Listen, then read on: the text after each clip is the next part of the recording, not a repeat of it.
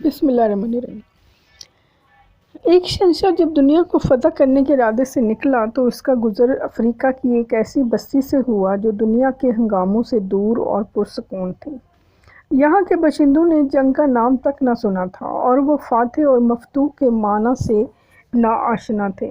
بستی کے باشندے شہنشاہ اعظم کو مہمان کی طرح ساتھ لے کر اپنے سردار کی جھونپڑی میں پہنچے۔ سردار نے ان کا بڑی گرم جوشی سے استقبال کیا اور پھلوں سے شہنشاہ کی تواضع کی۔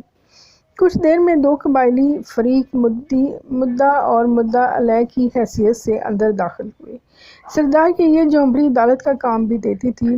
مدعی نے کہا، میں نے اس شخص سے زمین کا ایک ٹکڑا خریدا تھا، ہل چرانے کے دوران اس میں سے خزانہ برآمد ہوا۔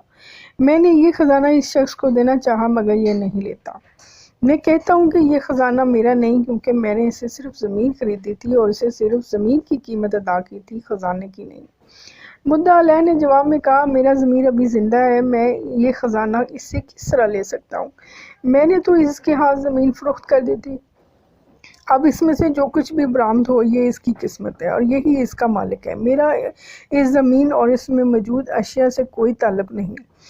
سردار نے غور کرنے کے بعد مدعی سے دریافت کیا، تمہارا کوئی لڑکا ہے؟ ہاں ہے۔ مدعی علیہ سے پوچھا، تمہاری کوئی لڑکی ہے؟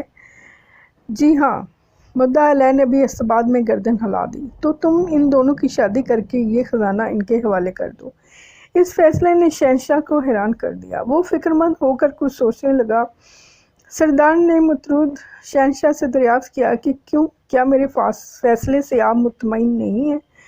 نہیں، ایسی کوئی بات نہیں، شہنشاہ نے جواب دیا، لیکن تمہارا فیصلہ ہمارے نزدیک حیران کن ضرور ہے۔ سردار نے سوال کیا، اگر یہ مقدمہ آپ کے روبرو پیش ہوتا تو آپ کیا فیصلہ سناتے؟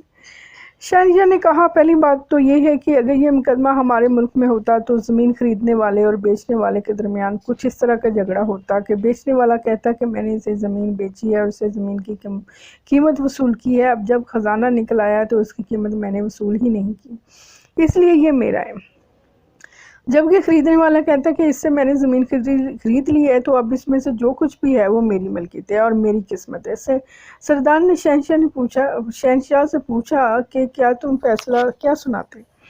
شہنشاہ نے اس کے ذہن میں موجود سوچ کے مطابق فوراً جواب دیا کہ ہم فریقین کو حراست میں لے لیتے اور خزانہ حکومت کی ملکیت قرار دے کر شاہی خزانے میں جمع کرا دیتے۔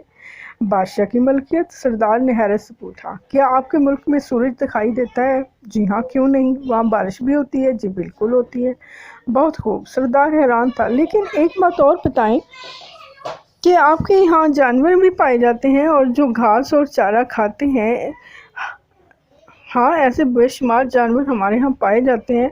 اوہ خوب، اب میں سمجھا۔ سردار نے یوں گردن ہلائی جیسے کوئی مشکل ترین بات اس کی سمجھ میں آ گئی ہو۔ تو اس ناانصافی کی سرزمین میں شاید ہی ان جانوروں کے طفیل سورج روشنی دے رہا ہے اور بارش کھیتوں کو سیراب کر رہی ہے۔ جزاک اللہ۔